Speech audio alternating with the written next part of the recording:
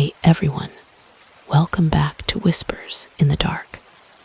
Tonight's story is a slow walk into somewhere you really shouldn't go. If you're new here, settle in, grab your headphones, get comfortable, and let the outside world fade away for a while. And if you're returning, you already know the deal. You're safe right up until you are. All right, take a breath and let's start. The road had the look of a thing forgotten. It wasn't the kind of highway that showed up in travel videos, with the sun pouring gold over clean asphalt. This was an old, narrow ribbon of pavement that stitched itself through a wilderness too thick to feel friendly. Pines stood like dark spines along the shoulder. Ferns crowded the ditches. The air had that damp green smell that clung to your clothes: moss, wet bark, cold earth. Mara kept her thumb out anyway. Her jacket was too light for the hour, the kind of thin windbreaker you told yourself would be enough because you didn't want to admit you'd packed wrong. She shifted her backpack higher, the straps biting into her shoulders, and tried to look like she didn't care that the last car had passed 20 minutes ago. Beside her, Jonah kicked at a pebble, then at another, sending them skittering into the grass. His expression was an uneasy mix of optimism and irritation. He said hitchhiking would be romantic, like they were characters in a movie where everything dangerous happened off-screen. They weren't a couple. Not really. Not officially. But they'd met at a bus station 2 days ago, both heading the same direction for different reasons, and it had felt easier to travel together. Safer even. Now Mara was thinking about how safety was a story people told themselves until the world corrected them. A truck finally appeared, dull blue, older model, mud on the wheel wells. It slowed, gravel whispering under the tires, and stopped a few yards ahead. The window rolled down with a tired grind. The driver was a man in his 50s, broad shoulders, sun-cracked skin, eyes that didn't quite land on Mara's face. His gaze moved over them like he was checking for something. "Where you headed?" he asked. "West," Jonah said quickly. "Toward a Glenhurst, if you're going that way." The man's mouth tightened, like the name tasted wrong. "Glenhurst," he repeated. "You're a long way out to be walking." "Our ride fell through," Mara said. She forced a smile that didn't show her teeth. "We'll take anything that gets us closer." The man looked past them, toward the tree line. For a moment, his eyes narrowed like he'd heard something. Then he nodded once. "Hop in the back," he said. "Cab's full of tools." The bed had a tarp and some metal canisters strapped down. Mara and Jonah climbed in, holding the sides as the truck lurched forward. Wind poured into their faces, cold and wet. They rode like that for miles, forest swallowing the road. Sometimes the trees opened just enough to reveal steep slopes and distant ridges, mist pooling in valleys like spilled milk. The truck slowed near a fork where the road split, one branch continuing west, the other bending toward the mountains. A weathered sign leaned at an angle, half devoured by rust. Mara could only make out a few letters. Falls something. The driver pulled over.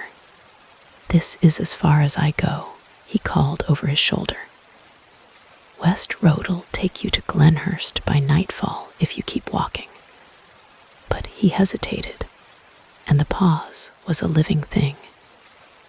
"If you're looking for shelter, there's an old ranger station up that way.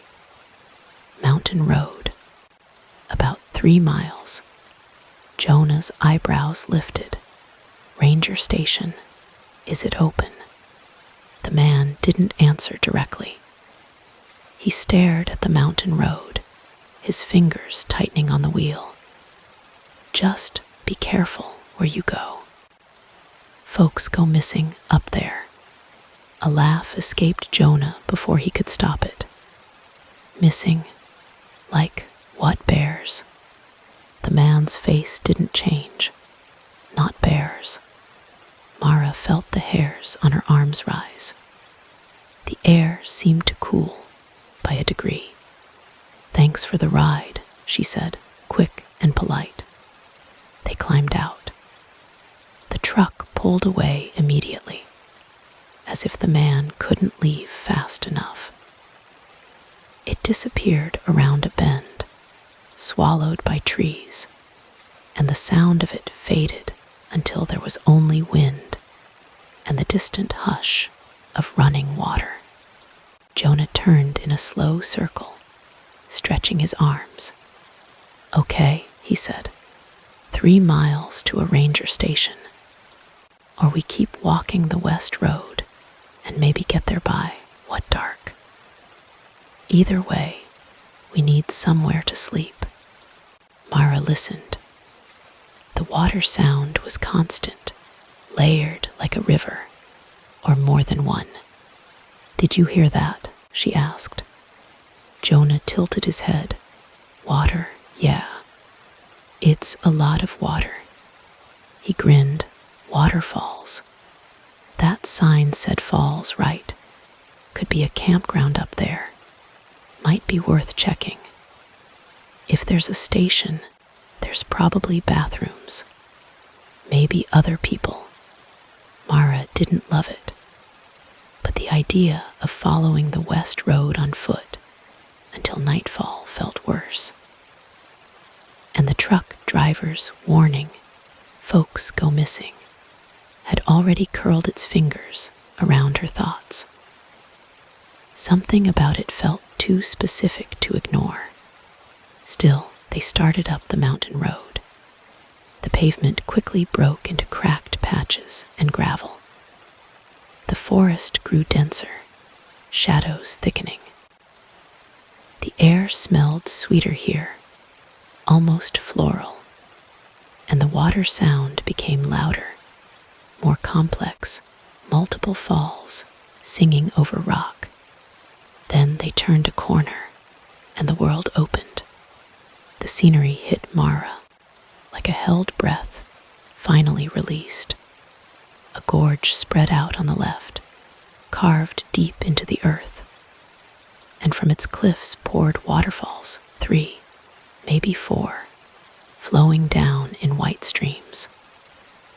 Sunlight broke through the canopy in scattered beams, catching mist in the air so it glittered. Ferns and bright green moss clung to everything. Wildflowers, tiny purple and yellow ones, sprinkled the edges of the path like someone had dropped confetti. It was beautiful in a way that felt unreal, like the kind of place you found in a painting. Jonah whistled. "Okay, that's insane." Mara stepped closer to the stone guardrail. The mist cooled her face. Below, water roared through the gorge, foaming and loud. She could barely hear Jonah when he spoke. "There," he said, pointing.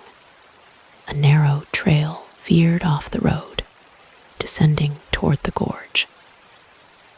Half hidden by leaves, It looked like the kind of footpath hikers made when they wanted to get close to something. And beyond the trail, behind a curtain of spray and vines, Mara saw a dark shape in the cliff. An opening, a cave mouth, wide enough to swallow a person whole. The entrance sat beneath an overhang where water ran in sheets. Like the cave, wore a veil of falling water. Sunlight made it sparkle, disguising the blackness behind it. Cave, Jonah said, like he'd just discovered treasure.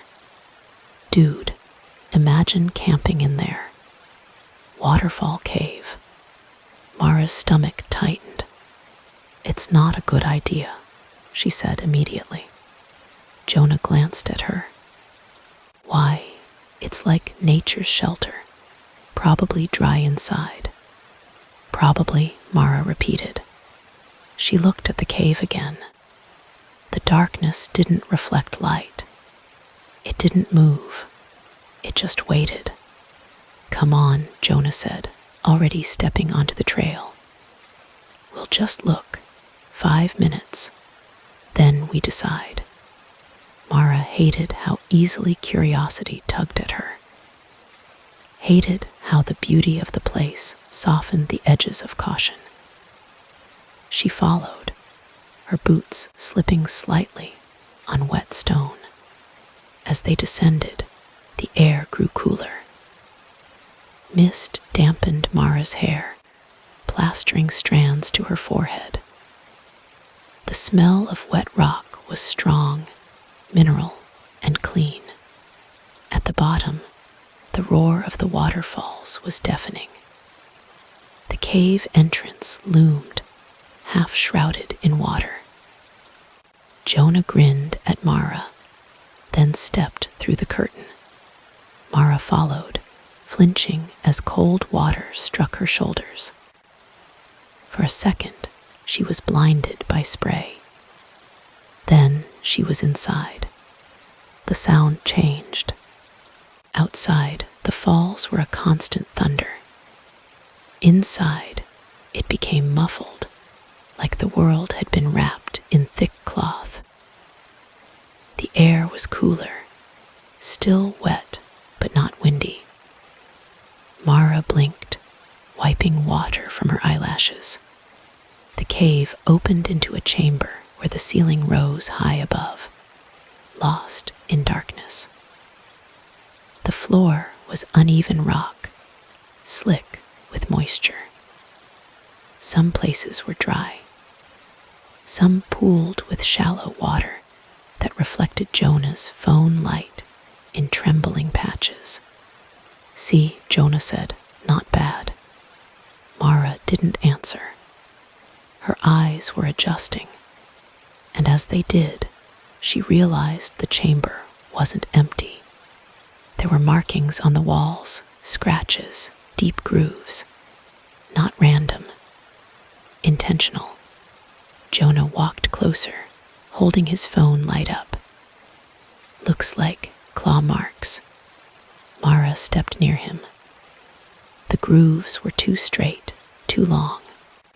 Some crossed each other like tally marks. Could be tools, she murmured. Jonah shrugged. Old miners maybe, or... He stopped mid-sentence. Mara followed his gaze. In the corner of the chamber, half tucked behind a boulder, lay something pale. At first it looked like driftwood, a branch washed in and left behind. Then Jonah's light hit it fully, and Mara saw the curve of a rib cage, a human rib cage. The bones were stripped clean in places and darkened in others, like something had stained them.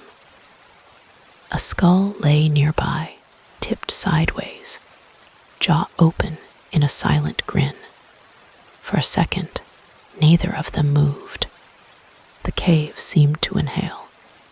Jonah laughed once, sharp and wrong. Okay, that's a prank. Somebody's messing around. Mara took a step back, her heel slipping. She caught herself against the wall. The rock was cold and slick. Her heart hammered. "Jonah," she whispered, "that's real." He crouched, light trembling. The bones looked old, but not ancient. There were scraps of fabric nearby, rotted threads. A strip of something that might have once been denim. Mara's throat tightened until it hurt. She could smell something now beneath the wet stone. A faint, sour note. "Decay. Back up," she said. "We need to go." Jonah stood slowly, swallowing. Yeah, okay." They turned, and Mara realized the water curtain at the entrance wasn't the only way in. A passage yawned deeper into the cave. A sloping tunnel that disappeared into blackness. Something about it felt used. The rock floor there wasn't as slick. It was worn, scuffed, like many feet had passed through. Jonah stared at the passage, his face pale. "Maybe," he began, then stopped. Mara knew what he was thinking. The way people's minds try to make sense of horror by offering rational steps. Maybe it's an animal den. Maybe a bear dragged something in. Maybe. But this was human. The rib cage was human. And the scuff marks, those looked like shoes. "Don't," Mara said. "Don't even suggest it." Jonah's mouth worked. "If there's a body, we should call." "Call who?" Mara snapped, then immediately regretted the sharpness. The roar outside was muffled. There was no signal in here. Her phone had shown one flickering bar at best before they entered. Jonah looked at his screen. Nothing. Just a blank, no service. Mara's chest felt too tight for air. "Okay," Jonah said, trying to sound steady. "Then we leave. We go back out. We find the road. We walk until we get signal." Mara nodded. They walked toward the entrance. The waterfall curtain shimmered like daylight. It should have been easy. A straight line out. Then Jonah halted. "What?" Mara asked. He lifted his phone light toward the entrance. Something was there now. Not a person, not clearly. Just shapes, shadows that didn't belong. At the edge of the water veil, partly hidden by the falling sheet, Mara saw the outline of a figure standing outside. Still, watching. Her stomach dropped. The figure didn't move, but Mara felt its attention like pressure on her skin. Jonah took a step closer. "Hello," he called, voice swallowed by water noise. The figure shifted slightly, just enough that Mara saw a flash of pale skin, and something dark covering the face. Maybe hair, maybe mud. Then another shape appeared beside it, and another. Mara grabbed Jonah's arm. "No," she hissed, "back."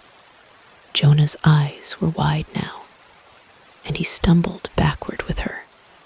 The figures outside remained still, silhouettes behind the water. The entrance, bright, open, suddenly looked like a trap door. Mara's mind raced. They could rush out. They could run up the trail back to the road. But if those figures were waiting, and the trail was narrow, Jonah whispered, "What the hell is that?" Mara didn't answer, because she saw something else. A glint in the darkness of the deeper passage. Not light, an eye, a single wet reflection, low to the ground, then another higher, then another. Like a cluster of animals watching from inside the cave, except the eyes didn't blink like animals. They held steady, patient. The cave was alive with watching. Mara's throat went dry. "Jonah," she whispered, barely audible, "don't move." But Jonah did. He shifted his weight, and his boots scraped rock. In the same instant, one of the eyes in the passage blinked. Then the shadows outside moved. A shape pushed through the waterfall curtain fast, sudden water spraying off a body. Mara saw a smear of dark hair, a shoulder, an arm, and then something sharp in the hand, catching her phone light. Stone, bone, metal. A blade-like thing. Jonah shouted. Mara's body moved before her mind caught up. She grabbed Jonah's sleeve and yanked him deeper into the cave. They ran. The floor sloped downward into the passage, and the air changed immediately. Less wet, more stale. The smell of decay thickened, mixing with something smoky, like old fires. Behind them, the entrance thundered. Mara heard splashing, someone following, forcing through water. She heard voices too, but not words. Clicks, low grunts, sounds that made her skin crawl because they were shaped like language, but not quite. Jonah's phone light bounced wildly, showing brief flashes of rock walls crowded close. The passage narrowed. Mara's shoulder scraped stone, sharp enough to sting. Left, Jonah gasped, seeing a split ahead. Mara followed him into a side tunnel, ducking under a low rock. The ceiling dripped. Their footsteps slapped wet stone, echoing, multiplying, making it impossible to tell where the pursuers were. Mara's lungs burned. Panic made everything too bright and too loud in her body. They rounded a bend, and Jonah stopped so abruptly, Mara nearly ran into him. His phone light fell on the wall, and Mara saw why. Blood, not old brown stains. Fresh, dark red smeared across rock like paint. Handprints, drag marks, splatter dried in streaks. And below it, on the ground, something that looked like a torn piece of human skin, like someone had peeled it away. Mara gagged, pressing her hand over her mouth. Jonah made a strangled sound. Oh my God. They backed away from the blood. But the tunnel behind them filled with faint clicking noises. Closer now. Mara grabbed Jonah's wrist and pulled him onward. Another chamber opened ahead, larger than the first, but deeper, darker. Stalactites hung from the ceiling like teeth. The floor was littered with rocks and bones. Not a single rib caged this time. Piles. Some looked like animal bones, deer maybe. Others were unmistakably human. Femurs, pelvises, skulls cracked open. Clothing scraps were tangled among them. A shoe, a backpack strap, a broken phone with its screen spider webbed. Mara's mind refused to accept it, but her body did. Her body knew. Her body screamed at her to run until she fell apart. Jonah's light swept the chamber. and the beam caught on something that made Mara freeze. A line of bodies, or what was left of them. Half-eaten corpses lay against the far wall, arranged like discarded dolls. Some were missing limbs. One had its abdomen torn open, ribs exposed. The cave air hummed with flies, a sickening buzz that made Mara's skin crawl. Mara's knees went weak. Jonah gagged loudly, bending over. His retching echoed through the chamber like a signal flare. The clicking noises behind them grew louder. Mara forced herself to move, to drag Jonah upright. "We have to go," she hissed. Jonah's eyes were glassy with shock. "This isn't real," he whispered. "This can't be real." Mara's grip tightened. "Move now." They stumbled across the chamber, stepping around bones and bodies, trying not to look too closely, trying not to breathe. At the far side, another passage opened narrower, sloping up slightly. Mara thought, irrationally, that upward meant exit. They squeezed into it. The passage twisted.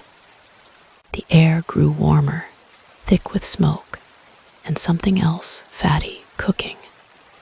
Mara's stomach clenched. Then she heard it, a sound like chewing, wet, methodical. Jonah's light trembled forward. The passage opened into a small hollow, almost like a nest. The floor was layered with old blankets, furs, scraps of fabric. In the center sat a figure, hunched over something in its lap. The figure's back was bare, skin grayish and scarred. Hair hung in greasy ropes. It lifted its head slowly. Its face was wrong, not monstrous in a fantasy way worse. Human features warped by hunger and years underground. Cheeks hollow, lips cracked, teeth jagged and stained. Eyes wide and shining. In its hands was an arm, a human arm. It was chewing on it like a dog. The figure stared at Jonah and Mara for a long, impossible second. Then it smiled, and Mara saw bits of flesh caught in its teeth. It made a sound, half laugh, half cough, and rose with a sudden lurch. Mara screamed. Jonah shouted and swung his phone like a weapon, the light smearing across the figure's face. The creature person lunged. Mara grabbed Jonah and ran back into the previous passage, heart slamming so hard she thought it would burst. Behind them, the thing shrieked not a clean scream, but a ragged, thrilled noise. Then other voices answered, deeper in the cave. The clicks and grunts rose into excited chatter. They were surrounded. Mara and Jonah burst back into the bone chamber, and Mara's foot slid on something slick. She caught herself on a rock, fingers coming away wet. She didn't want to know what it was. "We're lost," Jonah gasped, spinning, shining his phone light in every direction. "We're Mara, we're lost." Mara's brain tried to map the tunnels, but every passage looked the same. Jagged rock, darkness, dripping water. The cave felt like it was rearranging itself behind them. "They're hurting us," Mara whispered, and the thought struck with cold certainty. The shapes outside the entrance, the eyes inside. It hadn't been random. They'd been guided inward like prey. Jonah's breathing was harsh. "We need a weapon." Mara scanned the chamber. Bones, rocks, a broken piece of wood that might once have been part of a hiking pole. She grabbed a fist-sized stone, heavy and rough, and handed Jonah another. "Run when I run," she said. Jonah nodded, face pale in the phone light. The clicking noises came from multiple tunnels now. Shadows moved at the edges of the chamber, quick, darting, like people who knew these paths too well. Mara felt eyes everywhere. A figure stepped into view from one tunnel, thin, hunched, holding something long and sharp. Another appeared from the opposite side. Their skin looked smeared with dirt or dried blood. Their hair was tangled. Their eyes were too bright. They didn't rush immediately. They circled, slow, like hunters enjoying the fear. Jonah's voice cracked. "Back off." He threw his rock. It hit one figure's shoulder with a dull thud. The figure didn't flinch the way a normal person would. It turned its head slowly, and Mara saw its mouth open. It smiled. Then it charged. Everything happened at once. Mara screamed and ran, grabbing Jonah's sleeve, sprinting into the nearest tunnel that wasn't blocked. The tunnel narrowed quickly, forcing them into single file. The air was thick now, hot and foul. Behind them, footsteps slapped stone. Not just one set, several. Jonah stumbled, caught himself, and kept running. Mara heard his ragged breaths, felt the pull of his arm in her grip. They turned sharply, then again, the passage looping back on itself. Mara's lungs burned. Her legs started to shake. Then Jonah's grip slipped. "Mara," he shouted. She turned just in time to see a hand shoot out of the darkness. A thin, filthy hand, and grabbed Jonah's backpack strap. Jonah screamed and jerked forward, but the strap held. Another hand grabbed his arm. A third seized his leg. Mara lunged, grabbing Jonah's wrist with both hands, pulling with all her strength. For a second, she held him. His fingers dug into her skin. His eyes were huge with terror, reflecting her own. "Don't let go," he sobbed. Mara's muscles screamed. She pulled, leaning back, boots scraping rock. The hands on Jonah tightened. Jonah's body jerked backward. Then Mara felt something sharp slice across her forearm. Pain exploded. She cried out and lost her grip. Jonah was yanked into the dark. So fast, it looked like the cave swallowed him. His scream echoed down the tunnel, bouncing off rock until it became something else, something thin and distant. Mara stumbled backward, clutching her bleeding arm. Warm blood ran down to her wrist, slicking her fingers. She turned and ran. She didn't know where she was going. She didn't know which turns she'd taken. The cave became a maze of darkness and panic. Mara's phone light was gone. She dropped it somewhere in the struggle. Now she ran in near blackness, guided only by faint gray patches where rock was lighter, by the feel of the wall under her fingertips.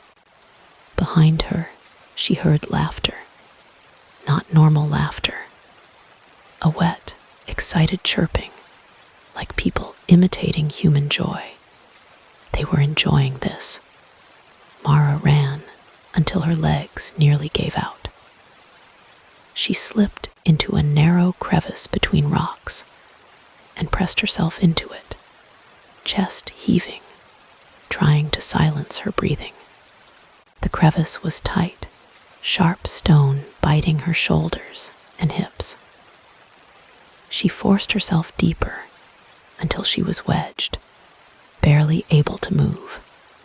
She covered her mouth with her hand, tasting blood from her own arm. Footsteps approached. Shadows passed by the crevice opening, dark shapes moving, pausing, sniffing. Mara squeezed her eyes shut, praying they wouldn't look. A voice, low, guttural, made a soft clicking call. Another answered from farther away. They moved on. Mara stayed frozen long after the footsteps faded, terrified that any movement would draw them back. Minutes passed, maybe hours.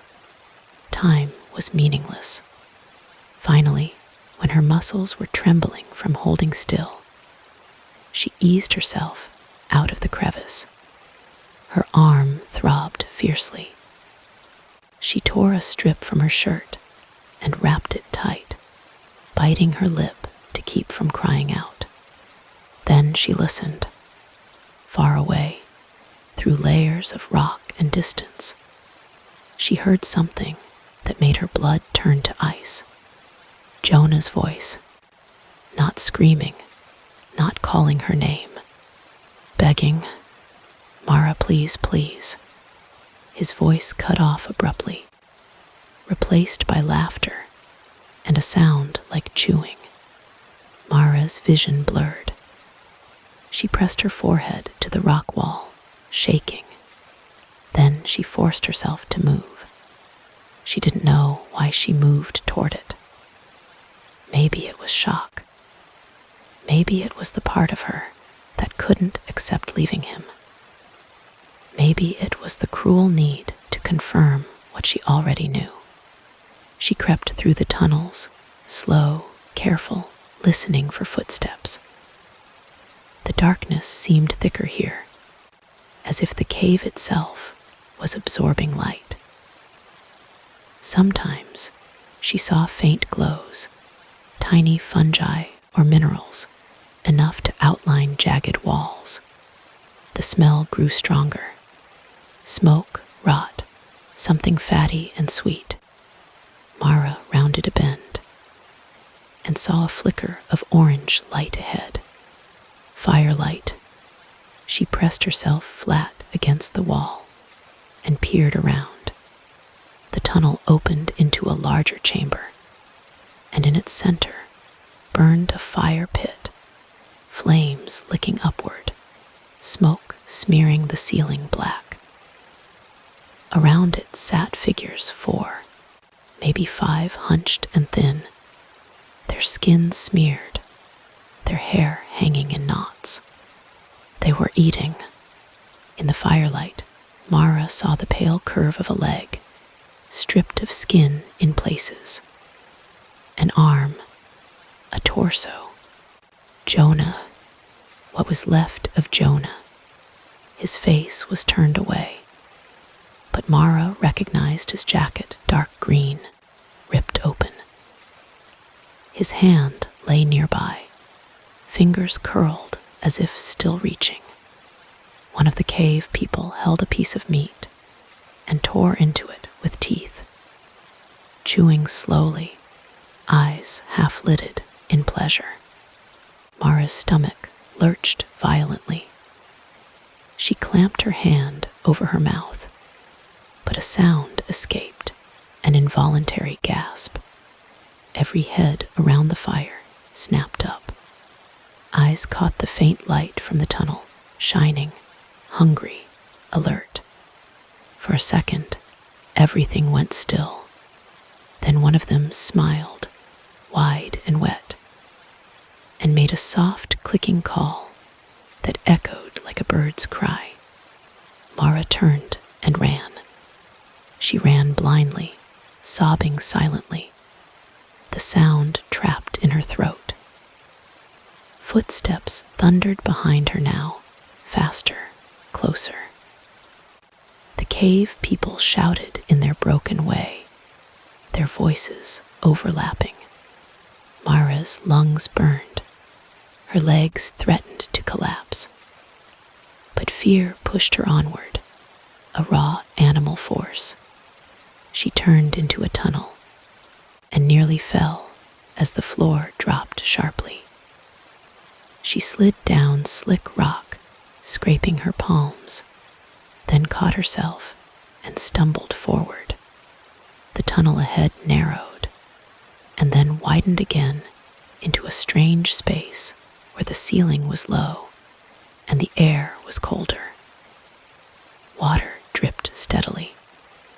The sound of the waterfalls, so loud at the entrance, was gone now. Here there was only dripping and the distant echo of pursuit. Mara saw a faint gray glow ahead, an opening. Hope surged, wild and irrational. She sprinted toward it, but as she reached it, she realized it wasn't daylight. It was a pale patch of rock, where minerals reflected the faintest ambient light from somewhere deeper. No exit. Mara's heart sank, so hard it felt like falling. She spun, looking for another path, and realized too late that the chamber was a dead end. The only way out was the tunnel she'd come through. Footsteps approached, loud now. Voices, clicks. Mara backed into the far corner, grabbing a rock from the ground, raising it with shaking hands. She could barely see, but she could hear them coming. A figure stepped into the chamber entrance, blocking the tunnel like a shadow made solid. Firelight flickered from behind it. One of them carried a torch, a bundle of sticks wrapped in cloth, burning bright enough to paint the chamber in orange. Mara's breath hitched. In the light, the figure's face was clearer. Human, yes, but stretched thin by starvation and time.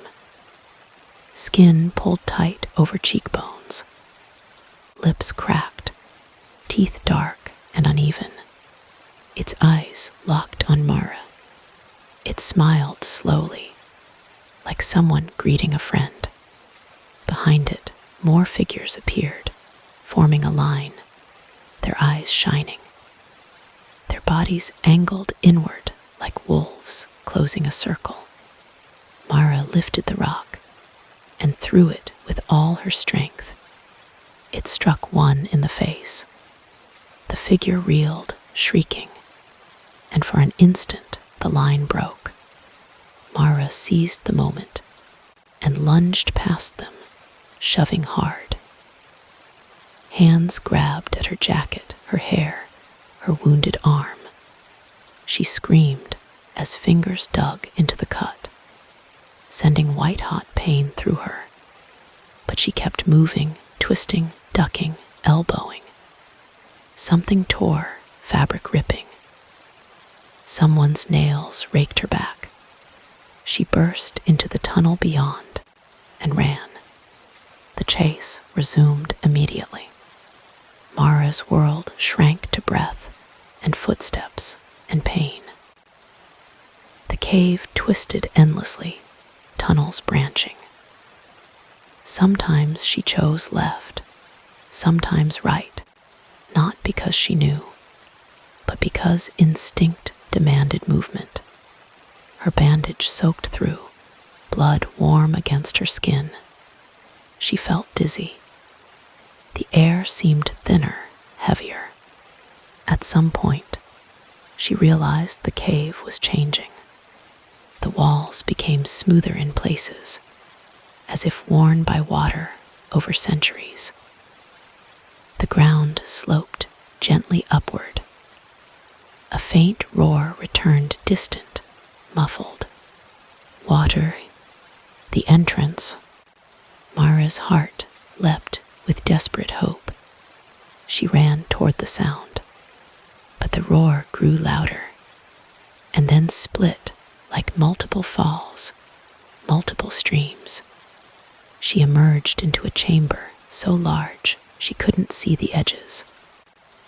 Darkness swallowed the ceiling.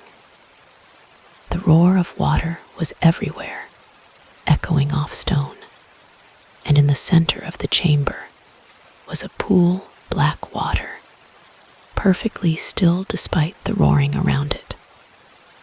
The surface reflected nothing. Mara skidded to a stop, chest heaving. There were tunnels around the chamber, but she couldn't tell which one she'd come from. The echoes confused her, bouncing in every direction. For a sick moment, she understood. The cave wasn't just a maze. It was a sound trap. It made direction meaningless. Footsteps entered the chamber behind her. Mara turned, backing away from the tunnel mouths, away from the pool. The figures emerged slowly, their torches flickering. Their faces gleamed with sweat and grime, their eyes fixed on her. They didn't rush. They didn't need to. Mara looked at the tunnels around the chamber, trying to choose. But every one looked like a throat leading into darkness, and the figures were spreading out, cutting off options.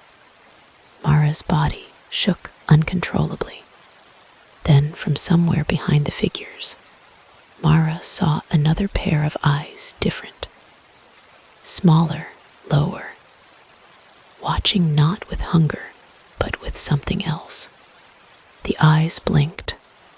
A shape moved in the shadows near the wall, thin, slight, human-sized. It darted behind a rock, almost invisible. A person. Mara's mind latched onto it like a lifeline. She didn't think. She ran toward where she'd seen it. The cave people hissed and surged forward, sudden anger in their movements. One of them shouted a sharp click that sounded like a warning. Mara sprinted, dodging rocks, slipping, catching herself. She reached the wall and pressed into a narrow crack between stones, small enough that the bigger figures couldn't easily follow. Inside the crack was darkness, close and suffocating.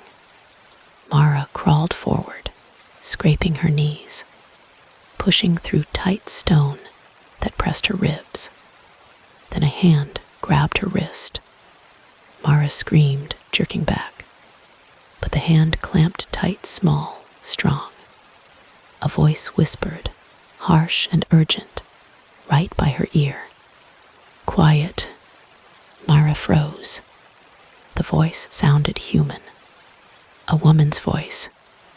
Mara's breath came in silent sobs. Help me, she whispered back. The hand tugged her forward.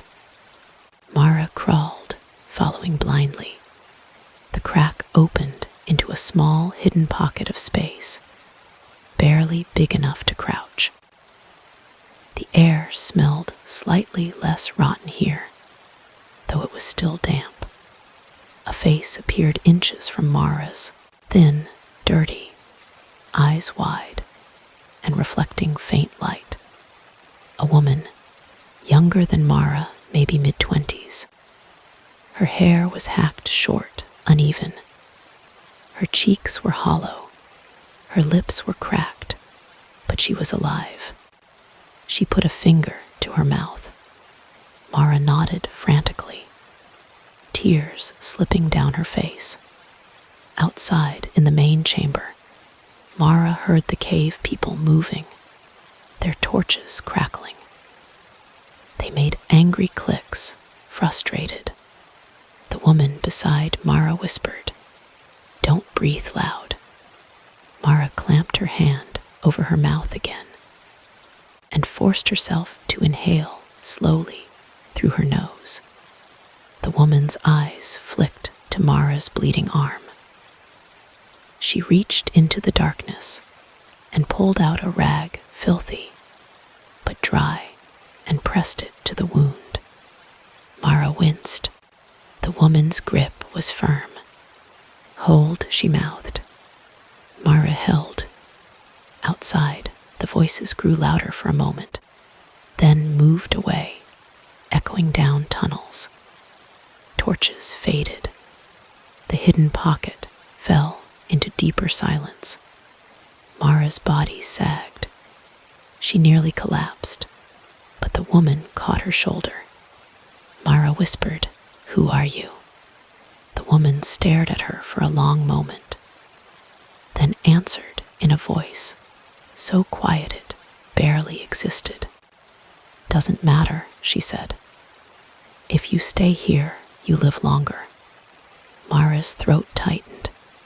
"My friend Jonah." The woman's eyes shifted away.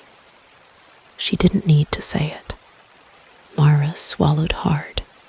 "How do we get out?" The woman's mouth twitched, something like a bitter smile. She shook her head slowly. "There's ways," she whispered. "Not easy. They block, they watch, they know." Mara's heart sank. "You've tried." The woman nodded once. Mara pressed her forehead to her knees, shaking. The grief hit in waves. Jonah's hand curled on stone. Jonah's voice begging. Jonah's body on the fire. She wanted to scream until the cave collapsed, but she didn't, because the woman was right. Sound meant death. Minutes passed, maybe hours. Mara didn't know.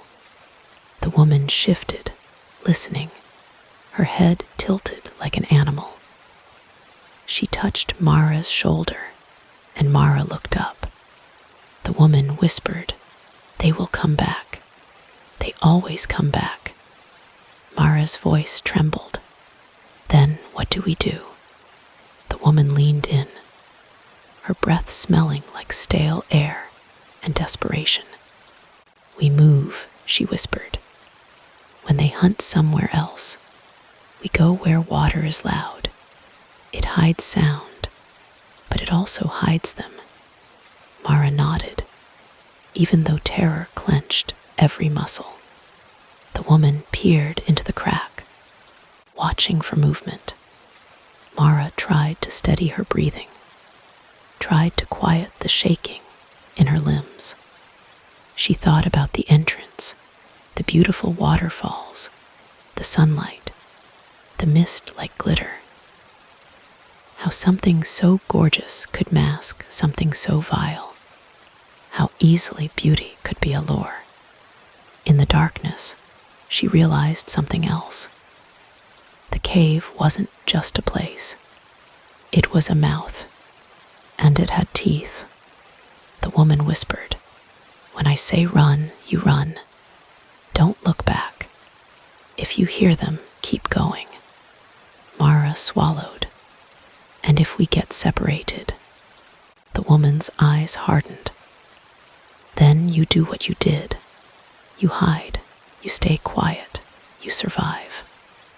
Mara nodded, though the word survive felt strange now, like a thing that belonged to other people. The woman waited. The silence stretched. Then, faintly, Mara heard the clicking voices again, farther away now, echoing like insects. The woman's hand tightened on Mara's wrist. Now she breathed. They crawled out. Mara moved like her body wasn't hers, following the woman through the crack and back into the giant water chamber. It was darker now, torches gone. only the roar of water and faint mineral glow. They ran along the wall, staying in shadow, stepping lightly. Mara's arm pulsed with pain. Every heartbeat felt like a drum announcing her. The woman led her into a narrow tunnel that sloped upward. The roar of water grew louder, closer, until Mara's ears rang with it. The tunnel opened into a passage where water streamed down one wall in a thin sheet, making everything slick and cold. The woman moved confidently, like she'd memorized this section. Mara followed, slipping, catching herself. Then behind them, a shout, an excited click. They'd been seen. The woman hissed, "Run!" They ran. The tunnel turned sharply, then split. The woman didn't hesitate. She dove into the left passage. Mara followed, and then a hand grabbed Mara's ankle. Mara screamed, kicking wildly. Fingers tightened like clamps. She felt herself yanked backward. She looked down and saw a face emerging from the darkness, below the tunnel lip, eyes wide, mouth open, teeth stained. Mara kicked hard, heel striking the face. The grip loosened for a fraction of a second. She wrenched free and stumbled forward, chasing the woman's shadow. But when she rounded the bend, the woman was gone. The tunnel split again, and Mara didn't know which way she'd taken. Mara stood panting, the roar of water masking everything else. Her heart hammered, her eyes darted. Behind her, footsteps approached. Mara chose a tunnel and ran. She ran until the world blurred, until her legs buckled, until she collapsed behind a boulder and pressed herself into shadow. She listened. The footsteps passed, then returned, then faded, and in the water's roar, Mara heard something else, faint, distant, impossible to locate. A woman's voice, or maybe the echo of one.